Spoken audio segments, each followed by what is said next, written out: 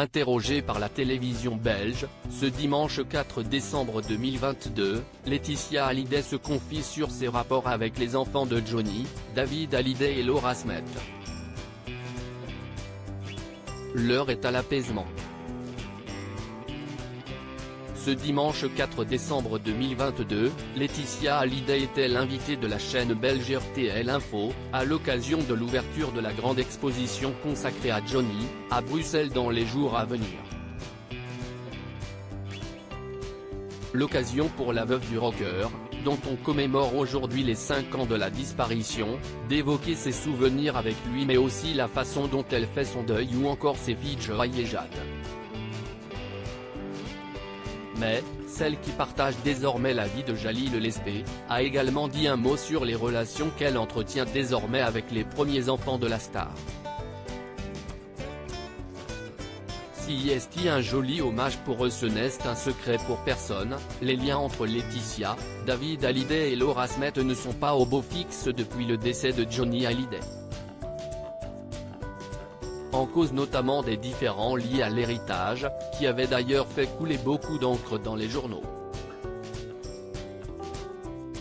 Mais, comme le relève la journaliste belge, il semblerait que les tensions se soient apaisées. Si est effectivement ce qu'elle a remarqué dans le documentaire Johnny par Laetitia, qui sera diffusé sur M6 ce jeudi 8 décembre. Un point sur lequel la femme de 47 ans souhaite aussi rassurer, en tout cas, pour moi, oui. Ce sont mes croyances, si est la philosophie que je porte à la vie, d'avancer. Le temps fait son œuvre et si est un monde aujourd'hui où il n'y a pas beaucoup de bienveillance, et on en a besoin. Si est un joli hommage pour eux, a-t-elle confié au micro de nos confrères. Un cadeau pour les fans. Si Laetitia Hallyday veut ainsi dédier l'exposition sur Johnny Hallyday à ses enfants, il s'agit aussi d'un très beau cadeau pour les fans du chanteur.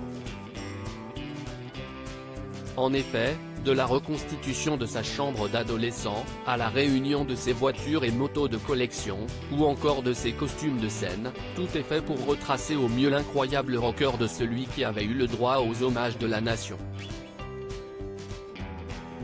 Petit plus, Laetitia Hallyday a accepté de prêter pour la première fois l'un des objets les plus précieux du rocker, la croix qu'il a portée autour de son cou, jusqu'à son dernier souffle. À lire aussi j'ai beaucoup pensé à David et Laura, Paul Belmondo évoque la mort de son père et en profite pour tacler Laetitia Hallyday.